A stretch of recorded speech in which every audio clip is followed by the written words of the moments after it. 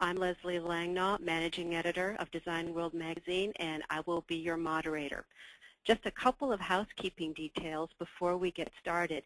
If you wish to tweet about this webinar anytime during or after, you can use hashtag #MCWebinar. We will also have a Q&A session after the presentations. You can go ahead and submit your questions, and we will ask them after all the presenters are finished. So just go to the GoToWebinar on your screen and type in your questions. I'm here with our main presenter, Mike Pisani, Senior Vehicle Editor and Head Builder and Trainer for Local Motors, and we are going to discuss Local Motors' use of 3D scanners and 3D scanning software in this unique reverse engineering application. We also have on hand Tom Sharon, Vice President of Global Marketing for RapidForm, and Scott Harmon, Vice President of Business Development for Z Corp, to answer any questions. Thank you for joining us, Mike. First, I would like to have you tell us a little bit about Local Motors. What is it that you do, and how is it different from other automotive manufacturing operations? Okay, well, what we have is a video of the process of how the development works with Local Motors. And basically, we're going to run that real quick here, and if you want to, I'll just kind of mute myself, and you can watch the video, and then I'll do a recap after that. Okay. Even if you were the richest, smartest, most talented person in the world, it would still be really hard for you to make a new original car. Now you can. Join the Local Motors co-creative team to help create, develop, build, and mod brand new cars. Here's how it works. First, join the community. Everyone is invited. Next, create new cars or help develop ongoing concepts. If you're a hot designer, create new cars by participating in a competition or submit a design to Checkup for review. If you love cars, vote to decide what will be developed. All designs are protected with a Creative Commons license to promote collaboration, but protect your design ownership. The concepts with the most votes are developed in co-creation. Co-creation is working with your peers and the Local Motors team to help choose things like the body and interior details, and components like engines and shocks. You help develop the car and ensure it turns out the way you want. Once a car is fully developed, you can buy it and build it. Local Motors opens a microfactory in your region to build the cars you want to build. For example, Local Motors opened a microfactory in Phoenix to build the Rally Fighter. There are many more microfactories to come and more cars to build. So far, the LM Extreme is the most popular in the Carolinas, the Green Apple is favored in Manhattan, and the Boston Bullet in Boston. Microfactories mean local jobs and the most convenient service. The microfactory model is also sustainable. Since cars are built one at a time, there is less waste. Plus, Local Motors businesses allow the use of locally available fuel sources and more rapid adjustment to changing technology. Not only can you be proud of building your own car, you can be proud of buying local. Your car is special because you make it. You can even design or choose a custom car skin for the body. Every car is numbered. Only 2,000 of each design will ever be made. It only takes 2 3-day weekends to build your car in a Local Motors microfactory. Local Motors provides you all the help you need, but you are the lead builder. You can even bring someone to enjoy the experience with you. At the end of the second weekend, you drive your car home. With new understanding of how your car works, you are a better, safer driver. So when you complete the build of your own car, you join the ranks of the most responsible car owners in America. Once the car is home, you can mod it. All chassis and body data is available. Modders, fabbers, and manufacturers, click the download button to retrieve all the data you need to build anything for the Rally Fighter. You can even sell what you build through the Local Motors website. Local Motors is not only co-creative, it's open source. It's that easy. You can make a new original car. Just join the Local Motors community to help create, develop, build, and mod your car the way you want. Okay,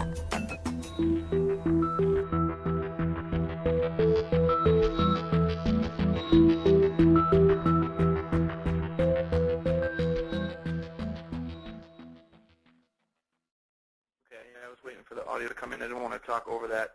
But basically, what the slide that we're showing here through the whole presentation is that the gist of it is that we hold a competition every month for a certain local area where designers of all skill levels can submit their ideas for the Phoenix competition, the Boston competition, San Francisco competition, whatever that particular one is for the month.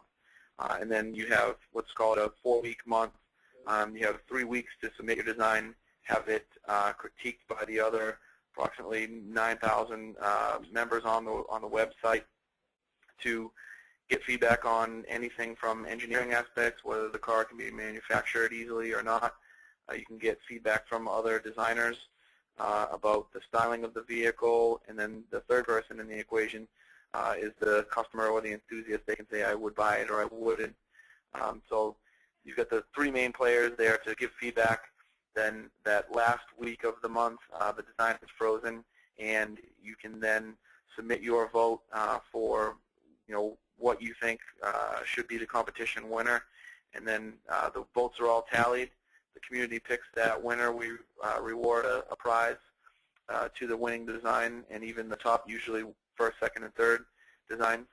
And if it's deemed from, again, the community, that not only is that one a competition winner for that particular month, but it's one that should be built. If there's a lot of enthusiasm around that design, we will then enter that process of co-creation to create that game-changing vehicle, where we don't then kind of pull the design in-house, close the doors and everything, and spit out a vehicle a couple of years later. What we'll do is we'll have the winning designer come into the microfactory, continue the development of the process. They'll probably be there for about a week to 10 days to get it off the ground. And while we're doing that for those 7 to 10 days and beyond, through the whole 15 to 18 months time period from that initial sketch all the way through working prototype, we'll be submitting all of the steps along the way for critique, for review, for comments, to make sure that we're continuously going down the right path. Then once we build the vehicle, build all the tooling for it in that microfactory, in that local area, the customer comes into the facility and they build it with us. You'll work with a builder trainer to start from basically scratch. If you look at the slide that we're on now, you can see that the chassis will be there in powder coat with nothing bolted to them.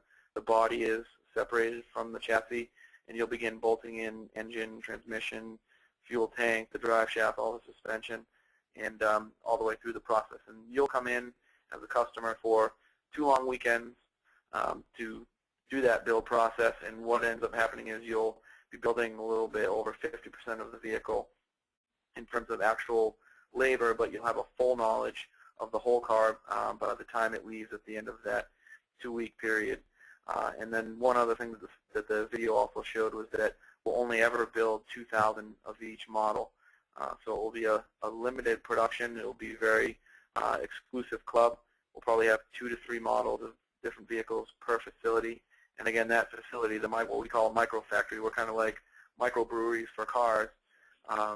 It's the single point of contact for those vehicles that come out of that factory. It's where it's manufactured, it's where it's sold, and it's also where service is done on the vehicle. You have some cool-looking cars in that video. I've heard that you use off-the-shelf components in some of these cars, and specifically in the Rally Fighter. Now, how did you integrate them into your design? How did you manage to build those parts into the custom part of the car? Well, there's a lot of consideration that goes into the selection of those components before we even begin to actually design around them. Some of the main things that we have to consider is what is the use of that particular part? Can we source a part off the shelf just as it is without adding any additional brackets to it, without modifying it? Can it go in the car? Can we get it in the numbers that we need and within our budget and use it in the vehicle?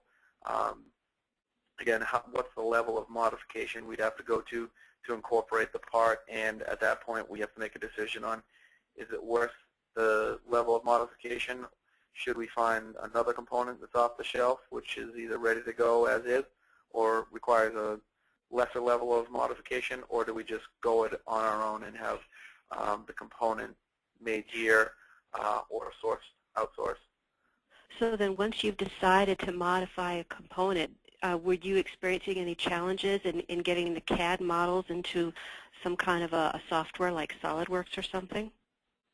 Yeah, so what we have to do is, then at that point when we're working with the supplier, we've decided to go with the component. We want to make sure that it keeps that original design intent of the vehicle, and now we're entering into our packaging exercise of actually fitting it into the vehicle. We might contact the supplier and ask them if they can supply us with the CAD data for us to use in the model, or again we'll have to kind of reverse engineer it from scratch for some of the simpler components. But others, like the fuel tank, the engine, the transmission, steering column, we've actually used the scanning technology to do that because it's much faster, because our three main goals of designing the whole car are to be on time, to be on budget, and to be on scope. Scope can always change a little bit, and that's where it comes into the decision of do we, again, design our own component, do we modify an existing one, do we use an existing one as is off the shelf. But we can never miss on time, we can never miss on budget. Those are pretty much set. So that's where we decided to incorporate the scanning software to be able to quickly reverse engineer components, again, like the fuel tank, the engine, the transmission, to be able to get the envelopes of those components, as well as to be able to pull references off of them to create the bracketry and any of the other ancillary components to be able to package them within the vehicle. Can you go through the process of developing the models, like for the Rally Fighter, what the engineers had to do? Yeah, so what it starts off as, again, is, like I said, the design will come from a competition entry, and typically that's either a hand sketch, like we see at the bottom of the slide here. Sometimes it will be a fully rendered vehicle that's already been done in CAD. It all depends on either what we've requested of the community to enter into the competition, or if we've left it as an open competition, what level the designer has brought the design up to, whether they've left it a sketch or if they've done a full rendering of the vehicle. So typically what will happen is it'll probably be mostly in one of those sketch stages. So what we'll have to do is, when the designer comes into the factory, we'll begin to create the tape drawing and the orthographic drawings, which you'll see in the top left-hand corner there, where you have your side view, the top, and then the front and rear view, and you begin to take a look at some of the packaging of components, like you can see there in that image.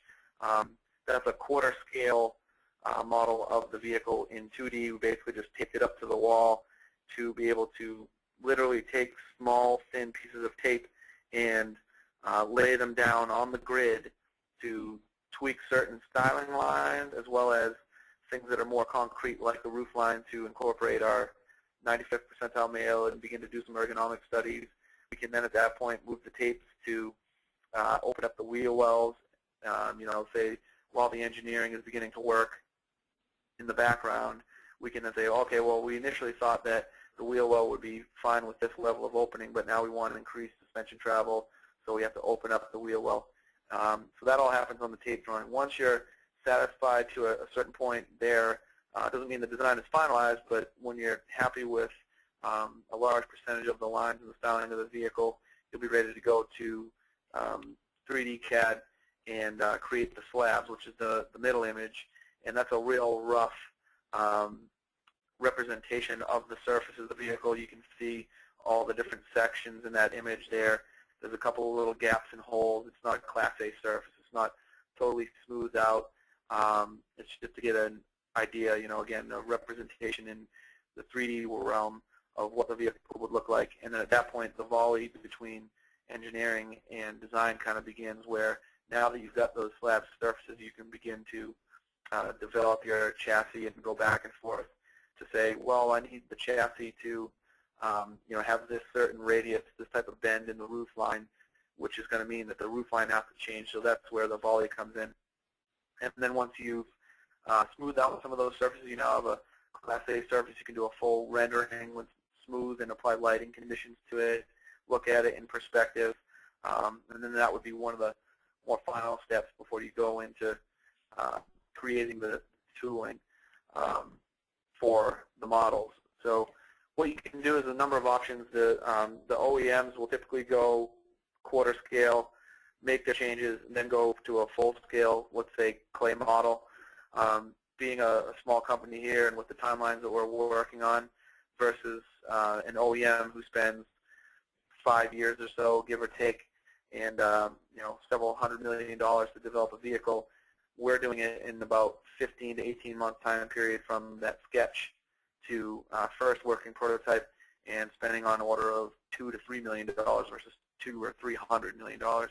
So what we do is we've created 2 quarter scale models of the Rally Fighter.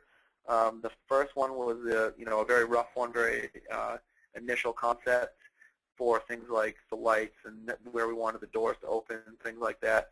But the general process is you create your buck out of maybe like plywood and things, a platform essentially, to load your foam or your clay on, and then that can be then placed in the mill, which is in the bottom left image there, to be milled out by a 5-axis mill so that you can get all the way around the top and reach underneath and get all the rocker panels cut out. So then that middle image there that you see on the bottom is 2 models that we made, one with foam, one in clay. The clay one is the one in the front, and you can see the buck that's underneath each of those. Then at that point you have a actual physical representation of the vehicle to further enhance your knowledge of the lines of the car, and again, reflections and how the lighting conditions affect certain shapes of the vehicle. Then if you want to go to the next level, you can then either coat over the foam model and paint it as we have on the image on the right-hand side there to, again, get that full-on as close as you can get to an actual vehicle.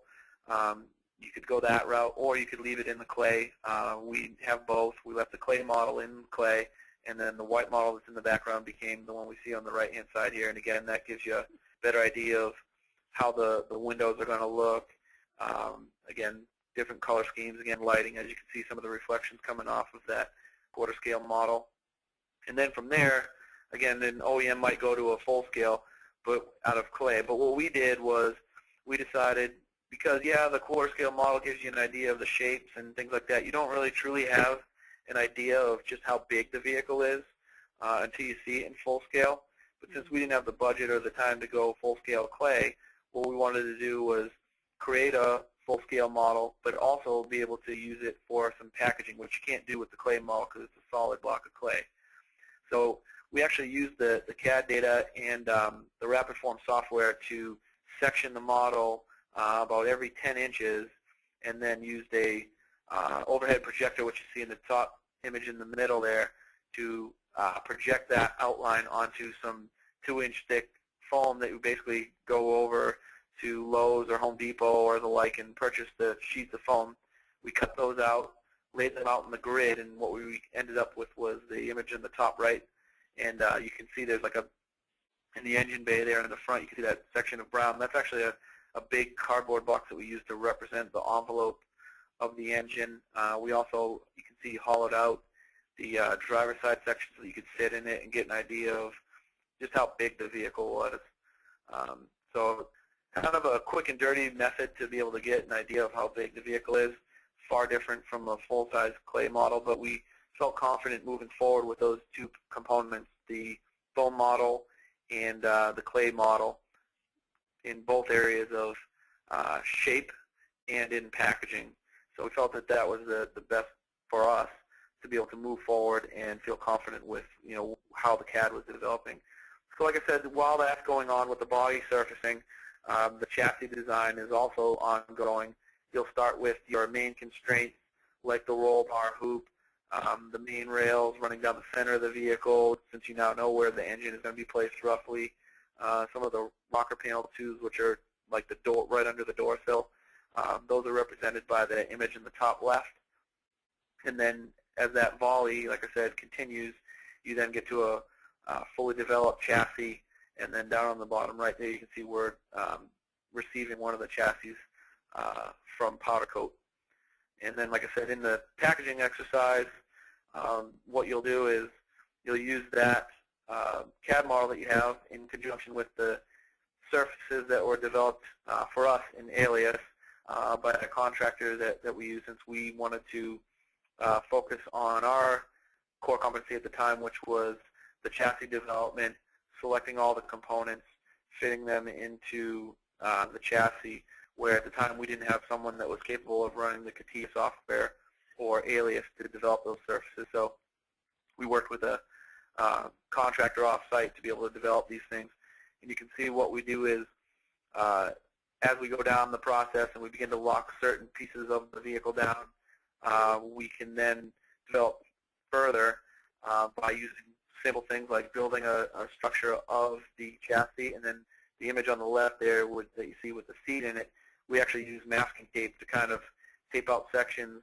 And you can quickly just snap it down to different areas and say, okay, well, in terms of ergonomics, if we put tubes here and there, how's that going to affect the occupant packaging? Is it going to allow us to mount the steering wheel in the right place, things like that.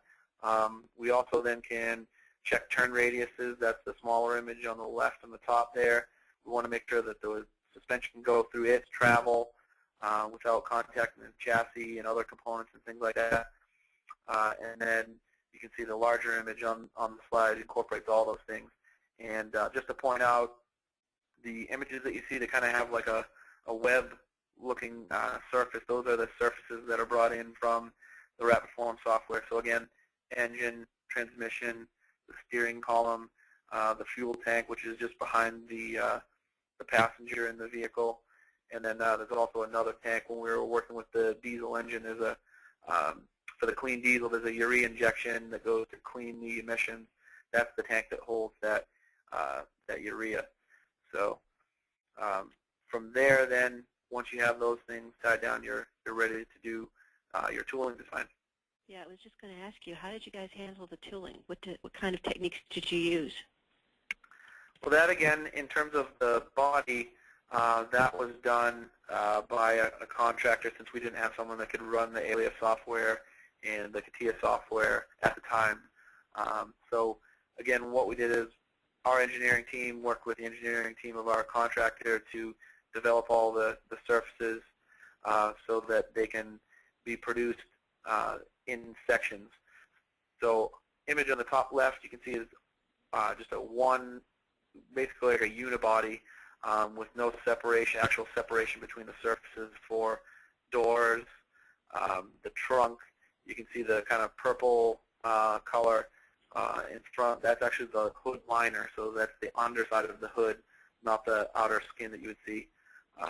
Also, the nose cone feature had to be broken out as a separate piece. So as you go down that process to develop all of your cut lines and all of your flanges, to make sure that the doors can swing freely, to make sure that the windows have enough barrel in them to come inside the door and then also seal with the body. You can then, just like you did with creating the clay model or the foam models, you'll develop a buck, again, which is a fixture to kind of hold the tooling. You can then create the surfaces around that buck to then show all of those flanges like you see in that image there. You can see the actual door flanges and the door sills, where the windshield will get cut out, and then also where the trunk gets cut out. And then, again, just like with the quarter scale model, you can then send that CAD data to a computer-run 5-axis mill and have the shape milled out. So you can see on that image in the top right there, there's a mixture of particle board and 2x4s underneath, and the clay gets packed onto that, or the foam, whichever you decided to make the base plug out of, and then begin to mill that shape down. So what that is If you think of it like a kind of a ball and socket or a male and female component, this section on the top right here, the actual plug, which would be the ball of the ball and socket analogy, that once that's milled out and then smoothed over with a gel coat, you can then pull the component off of that. That will become the tooling. So then that would be the actual mold, and that's what we see down in the bottom left there, and you can see that it's upside down. So the orange on the inside is a smooth gel coat, which allows you to release the actual body component from the mold. And you can see there the mold is a very complex shape because it's following the contours of the body itself. So it's actually bolted together. So after you spray a layer of gel coat, that's the black finish that you see on the actual body panels, which is the resulting image on the bottom right. You'll spray the black gel coat in, lay the fiberglass in, apply the resin, and then once it's set, you then unbolt the mold, and then you can just lift the body out and then trim it accordingly.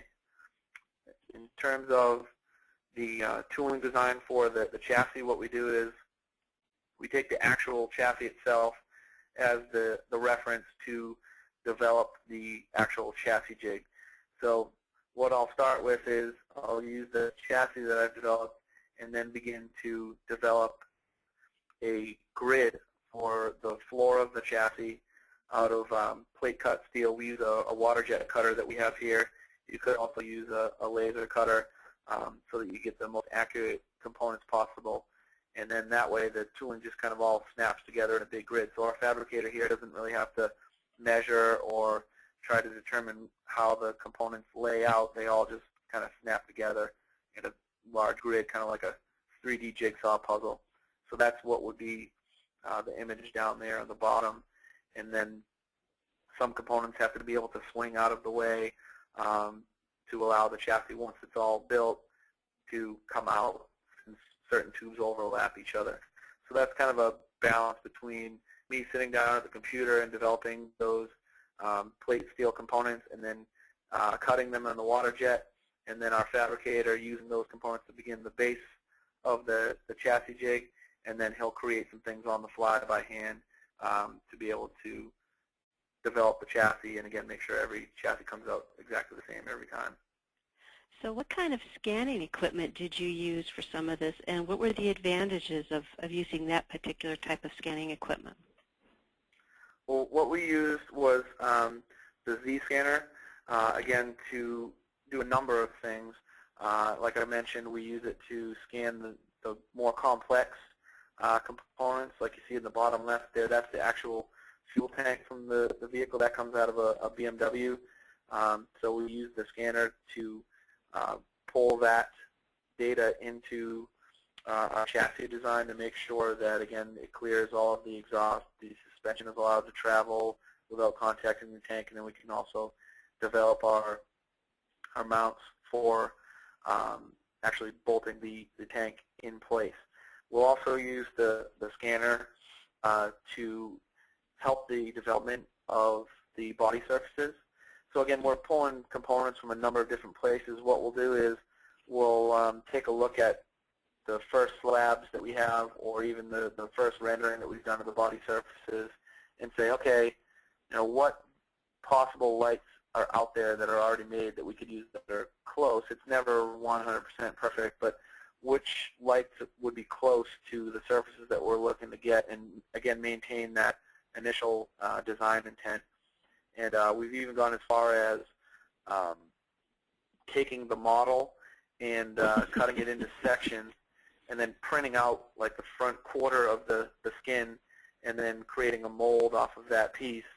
So that's where the Z printer came in for one use. We actually printed the front quarter section of the vehicle, and then splashed a fiberglass mold off of that, took that to a mall parking lot, and kind of held that surface over a number of different vehicles to see what was close. And it turned out that the Honda Accord Coupe headlight was very, very close to what we wanted, but it didn't fit that initial design intent of the vehicle, so we actually went with the 7-inch round headlight. In terms of the taillight, though, the Honda Civic Coupe taillight was very, very close to the existing surface that we already had. So when we decided that it was close enough, we then scanned it, which you see in the image in the top right, set it into the CAD model to check it and see how it would mount and how much it would affect the surfaces, and then began to change the surfaces to accommodate the taillight. We've also used the printer for things like community development, where we have the Le Mans style gas cap that you might see on one of the old Shelby Cobras, where we thought it would be cool to, as a thank you for our first 20 or so community members, as a thank you for joining the site, they could have something that they could have on their desk and hold their markers or pens and things like that. And we put the Local Motors logo on it, the Driven by Design, and then the name was on the other side. And we basically sent those out to all the first members, and you can see it's in full color. So that's another kind of unique use that we have for the Z printer. We also use it to make models of the cars. I actually printed out a 1/18th scale model of the Rally Fighter because we think it would be pretty cool to, as a prize for competition winners, or maybe even just to start offering models for sale.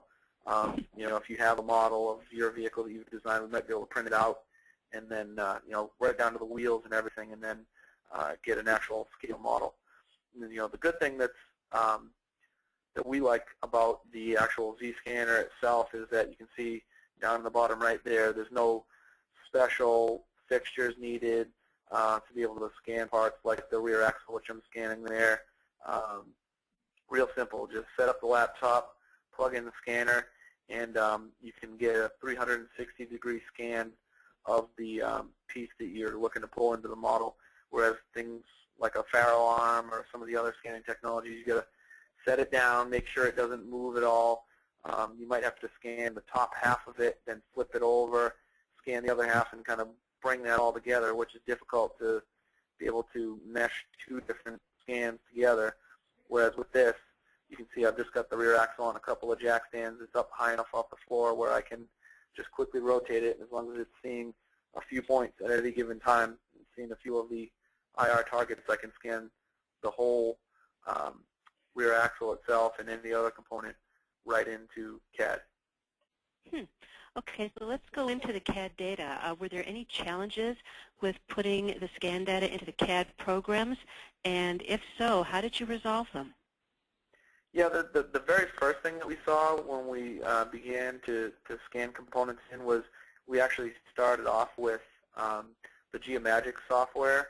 And you can see there in the image, it scans pretty well, and it gives a good visual representation of the rear axle. But what we found was it was real kludgy and hard to work with for us to be able to take some of that scan data. You can see, the scans don't always come in fully clean. There's some holes that you have to fill in and little gaps and things like that. That was the green sections? Yes, yes. Very time-consuming to be able to clean those areas up and get a part where you can reference it to create a bolt hole, so then you can start drawing a bracket to mount the rear axle into our vehicle, since we use different mounting methodology than what's in the Ford F-150, which is what the axle comes out of. So we worked with that. We did the training, and we decided that that wasn't really the right software for us. So at that point, we made the change to RapidForm, which we felt the interface was far superior, and because we're already working with SOLIDWORKS, a lot easier to use. You can see in this image here, if you look at like the top toolbars of this screen grab here, the icons for your revolves, your sweeps, your extrusions of both solids and surfaces, those are all there. The icon, right down to the icon looking the same, and the whole toolbar laid out just about the same. The tree, the design tree over on the left-hand side, you've got your front, your top, your right, planes, your origin. You've got all of your features listed in the tree, right down to, again, planes and vectors, revolves. You can turn them all on and off just like you would in SOLIDWORKS. So that was a big component of it for us. And then the other thing that we liked about it was, we're able to either just get enough, again, envelope there to set the component into our chassis to make sure it's not going to crash with any other components. Or we can go the next level and use some of the geometry that comes into the software from the scan and reference a plane or sketch a hole where we might need to put a bolt through a component and then do the rest of the design work in SOLIDWORKS. Or if it makes the most sense to fully develop the component right in rapid form, we can do that right then and there. We can go all the way from a point cloud to have all the planes, all the vectors, sketches, actual solids and surfaces right there in the software, and then pull it into SOLIDWORKS. So again, those references to be able to create those in rapid form is pretty huge for us. You can see in the case of the steering column here, what we did was we have the blue kind of dashed line running through the center of the steering column. That allows us to mate that left to right and then also determine the angle of the steering column for our ergonomic studies. And then in rapid form, we also created the planes, which you can see kind of in the middle of the screen with the two holes in it, create the planes that we use to actually mount the steering column. And you can see there's some areas in the middle there as well that are kind of broken surfaces. We could certainly bring that all into SOLIDWORKS if we wanted to reference that at some point. But for us, again, in some areas we're just looking to get the envelope of the main components, like the steering column shroud. You can see the turn signal stalk is there on the left-hand side, the steering wheel itself. So that's what we like, is the kind of the versatility of you can leave it as rough as you like and go really fast and bring it right into your models, or you can take a small amount of time to get a couple of axes, some planes, a couple of holes for bolting the components in, or you can go full on and again create the whole model using the reference from the point cloud data. So what we did was, once we had the minimum number of requirements, again that axis and a couple of places to bolt it in, we then made a fixture to hold the actual steering column in place based on our chassis CAD data, and set a seat in that fixture that we had to check the height of the steering wheel to make sure it had enough tilt and things like that. And then the image on the bottom there is a real rough beginning of something that we actually created. So those components that are really complex, like that fuel tank, which are basically like just a big bubble, and there's no flat planes to reference for your top, your right, your front planes when you go to bring it into CAD.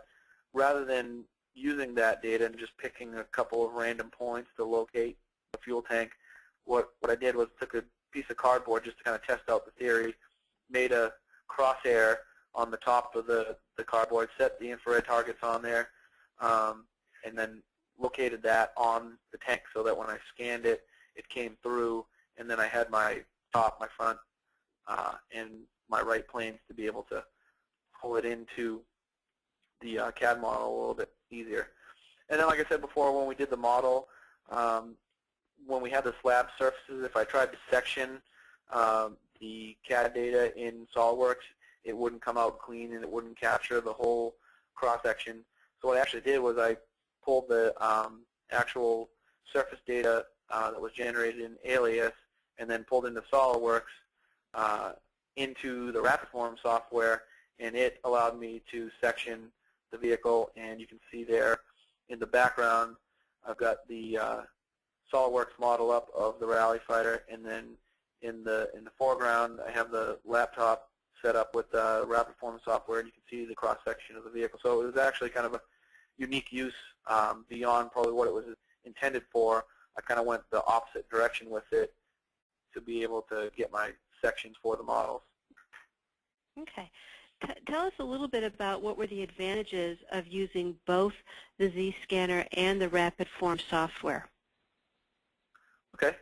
So, as I mentioned, the versatility of the scanner to be able to work in a small confined space, or you can spread a couple of things out. You can get your scan all at once in one shot. Go down, sit down with it, clean up the data, bring it into CAD data that, SolidWorks is the one that we use. And then, like I said, you can either, let me back up one here, you can either take the surface data, which is the one on the bottom left there. So on the top, you've got your scan. Bottom left, you've got your clean model in the rapid form software. You can then either just take that, bring it into your model, if all you need is an envelope, or you can fully develop the actual solid CAD data right inside of rapid form and then pull that into your SolidWorks package. So I'll go forward one more here. You can see these are three very different components and areas of the vehicle that we were able to scan and pull in to SolidWorks to be able to generate surfaces and check ergonomics and also source some other parts. So on the left, we've got the hood hinge, which actually comes from a Corvette. You see what I've done is I've actually sprayed it down with the magnifier so that the scanner can see it better so it doesn't get any reflections. It's got the infrared targets on it, and then it's pulled into SolidWorks, which is the image on the top right above it. Mm-hmm. And then in terms of both packaging and ergonomics, the image in the middle on the top is a screenshot from our engineering contractor that did the surface work for excuse me, the body, and I supplied them with a scan of the gauge pod. At the time, we were still going with the BMW diesel engine and transmission, as well as the instrument cluster. So that's what you're seeing there is the BMW instrument cluster.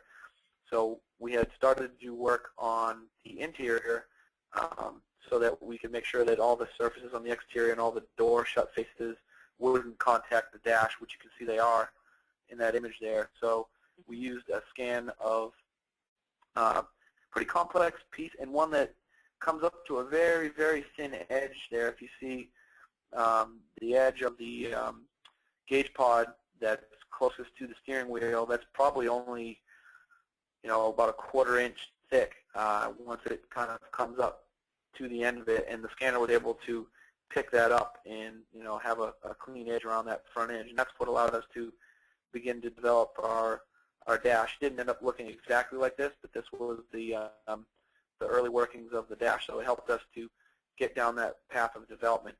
And then on the right-hand side, this is an example of what we can use the scanner and the printer for to be able to develop actual components for the car where we can't find an off-the-shelf component that works. So what we did here, this is actually a yoke for the drive shaft. Because we have so much suspension travel in the vehicle, we can't have the slip yoke of the drive shaft, which is pretty much standard on most vehicles, where as the suspension travels, the drive shaft slips in and out on the tail shaft of the transmission. So what we needed to do was have a fixed yoke on the back of the transmission. So essentially it bolts onto the tail shaft of the transmission, and then that slipping action that's required as the suspension droops out or as it compresses, that happens in the actual drive shaft. So what we did was we took a existing fixed yoke and we were able to scan and model that and then make a couple of changes to how it bolted onto the transmission tail shaft and certain things like how it was machined and made it lighter. We were also able to incorporate the splines so that we could then take an actual drive shaft, the one that we were going to use, and take our printed fixed yoke, slide it over the actual physical drive shaft, and make sure that the spline count was correct, that it would slide in and out properly, and then also that it would bolt to the tail shaft of the transmission. And the key thing about that is it allowed us to develop the part faster and in a more cost-efficient way, because what we're able to do is make a couple of iterations before we went out to a machine shop and had that component made and had all the tooling developed for it. Rather than having one made, wait for it to come back, and then you fit it to your drive shaft and you realize, okay, this isn't going to work. Now you've got to remodel it, send it out to the design house, have them redesign the tooling, make the new tooling and then make another part. You can imagine that's a pretty lengthy and not very cost-efficient way to do things. So we can do that all in-house with the combination of the scanner, rapid form, SolidWorks, and then if we want to, we can output it to the printer. Okay. That's quite a complex process you have, but it's a very unique one, too. How many in your community, how many community members do you have right now? It grows every day, but we're up over about 9,000, I believe, right now in the community. And again, that's comprised of transportation designers, engineers, and enthusiasts. So again, we always have those three major players in the whole development, engineering, design, and purchasing of vehicles. Okay. I've got a question here from an Adam, and his question is there a potential to use the Z printer or something similar to make functional parts of the vehicle? With the components that we were developing, like that drive shaft yoke, obviously it's just printed from the powder in the Z printer. So in terms of that, it's not a functional part. You can infiltrate the components either with a cyanacrylate, which is basically a super glue, or you can infiltrate it with an epoxy for a more rigid component. The one that you infiltrate with epoxy, you can actually drill and tap those components so that you could put a screw into it. So what our thought was, beyond the printing just rough models and printing those like 18th scale models for a visual representation that we're going to use the printer for, beyond making a mold to check fitment of body panels, what we thought we could do and what you can do is create things like, let's say, a side view mirror. For the Rally Fighter, we were fortunate enough that the Dodge Challenger mirror fit the design intent, so we were able to source that one off the shelf. But some of the designs are pretty unique, and we're not always going to have that opportunity. So what we figured was, for at least a visual representation, like let's say you're going to the SEMA show, for example, and you don't have time and you don't want to go to the expense, once again, of developing tooling for your own unique side view mirror design before you're sure that's what you want to use, you can print the mirror out, epoxy, use the epoxy to infiltrate it. You can drill and tap it so that you can then screw it to the door of the car. But it wouldn't be something that you would want to use as the actual side view mirror. So you can't go right to manufacturing with the models that the Z printer is outputting. You could also use it to represent interior trim pieces, little bezels and things like that. So that's what we have used it for. That's what we plan to use it for, is to be able to get prototypes and use them on prototypes for visual representation, but we don't use the printer for actual production parts, because even though you've infiltrated with cyanacrylate or the epoxy, if you dropped it or if someone hit it, it would still break relatively easy versus a molded plastic or even a fiberglass piece. Okay. Hey, Leslie, this is Scott Harmon. I just wanted to, Mike's description is perfectly apt. What a lot of our customers actually do is use the 3D printed parts as molds for fiberglass and carbon fiber layups, and also to pour a variety of different plastics and urethanes and things like that. You can find in many cases you can actually 3D print the mold and have, again, a carbon fiber component or something along those lines faster than what some other technologies will give you a quote-unquote functional part. So the parts are very, very functional for fit-ups, and as Mike described, and they're also very, very good for using secondary processes to get truly functional parts. Yeah, like I said, we've done that. We use that to, we created a mold for, checking headlights. We actually used that as a mold to create a section of the body surface.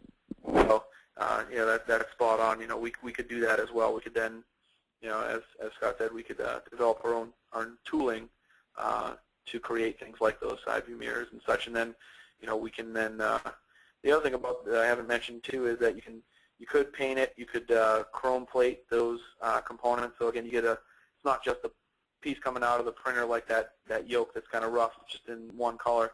you can also then take it to another level too, to be able to represent, what an actual component would look like in either a painted finish or a chrome finish. So those components right out of the printer can take electroplating as well. I have a two-part question here from Alexander. His first question is, what software are you using to manipulate the scanned data? And then his follow-on is he has to scan glazed objects like wash basins, and the glaze makes some weird reflections to the surfaces. So what coverage would you advise to use to reduce these reflections? Okay. Well, yeah, we're using the RapidForm XOR to pull the scans eventually into SolidWorks, where, again, we can then either just leave it as is as a envelope, or we can use some of the references we created in the RapidForm software to create brackets and be able to bolt it in position and things like that. But let me back up here in the presentation. So what you can do is you can spray the component. You probably need a lot of spray if you're doing like a tub or something like that. It's basically just a spray can of MagnaFlux. It's like a powder almost. It sprays a powder almost like a spray paint can.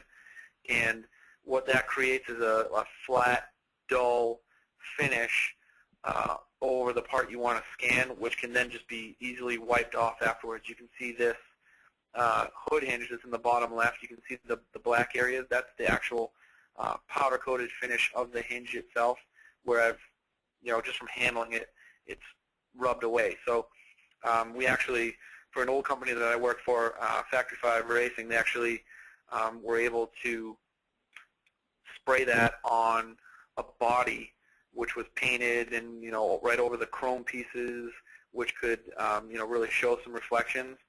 And, you can imagine having to spray this powder onto a fixed $50,000, $60,000, $70,000 car, and it just wipes right off right after you scan it. The other thing you can do that I've kind of experimented with is, go back another one here. So on that cardboard piece that I made with the crosshairs on it, you can see I've got like blue low-tack painter's tape because that's a flat finish to it as well. I've used that on a couple of components because it won't reflect. You could try that. You could maybe, if you got like the real wide tapes, you could tape it off and, like I said, use a combination of that or the spray. That should work. And that MagnaFlux, I believe, Scott, correct me if I'm wrong on this, but I believe we were purchasing that right from Z-Corp. Yeah, that's correct, Mike. You can get that directly on the shop. Okay. Okay, I have a question here from Ricardo. He would like to know what percentage of a car is designed with support reverse engineering devices and what percentage is designed completely by CAD software. That's kind of a tough one. It depends on the vehicle.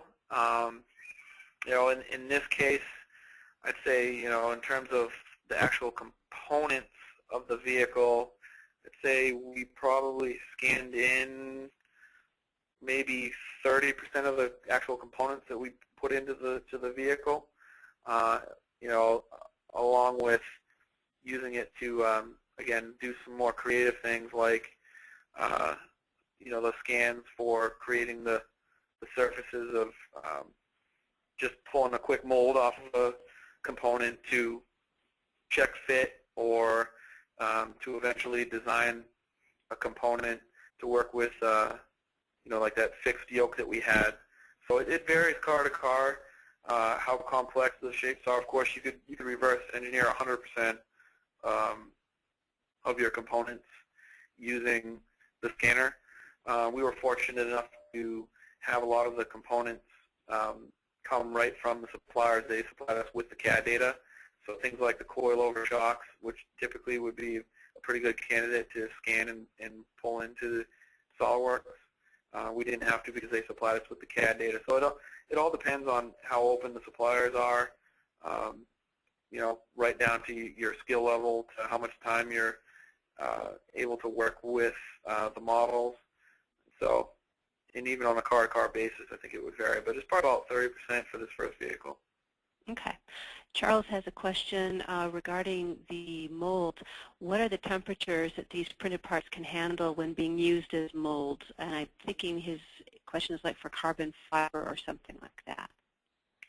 Yeah, we haven't done any high temp things like any vacuum bagging or anything like that. It's probably a better question for Scott to answer.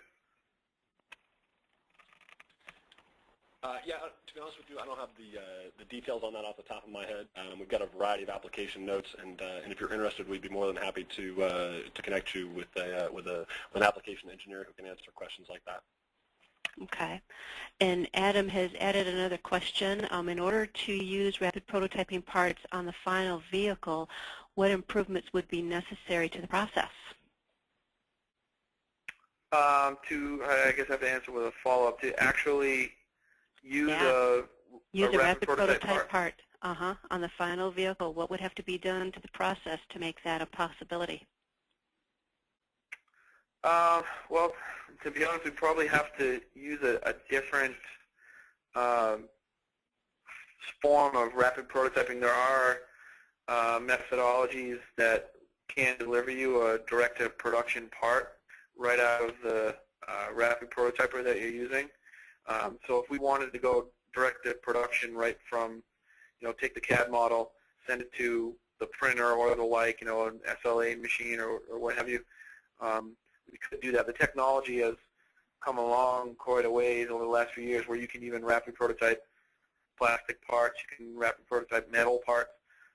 So it might mean going in a little different direction, but it's not really one that makes sense to us because of the cost and the numbers. Even though we're putting out 2,000 of each vehicle, the numbers are high enough where it doesn't make a lot of sense for us to purchase that equipment for production use, because in a lot of cases what we are doing, again, is trying to source a lot of components off the shelf, and where we're not, we'll take an existing one, modify it so that we can use it, or tool up for those components where we can't make them, and outsource that to someone that's already got the equipment and absorb the cost of purchasing that equipment to deliver a production part.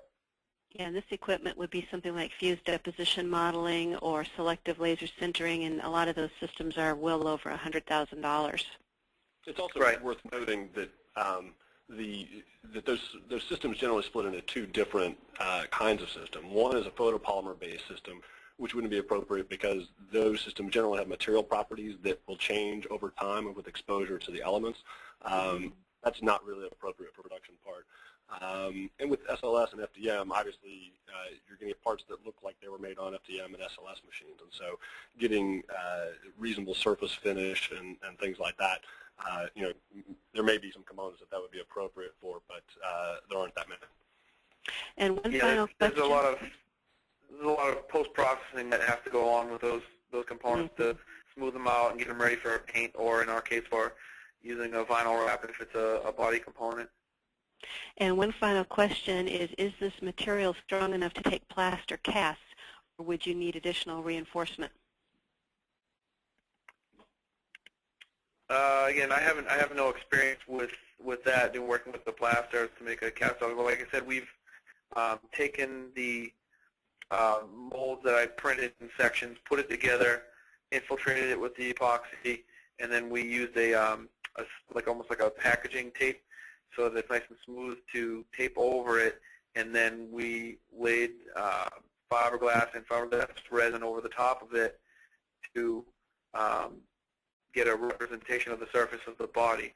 So we have done that, and it held it perfectly. It was almost, like creating a mold for an actual production body, but just a small chunk of it. Okay. Yeah, I'm not totally familiar with the specific plaster cast process mentioned, but people use them for positives for sand casting and for RTB silicon mold casts as well. And so my suspicion is that it would be fine. Again, if the caller has a question, please feel free to contact us, and we can hook them up with an application engineer to answer that specifically. All righty. Great. Thank you all. Thanks, everyone, for attending this webinar from Design World Magazine. This presentation will be emailed to everyone later today who signed up for it, and it will also be available at www.designworldonline.com. Great job, everyone, and thank you for presenting and attending.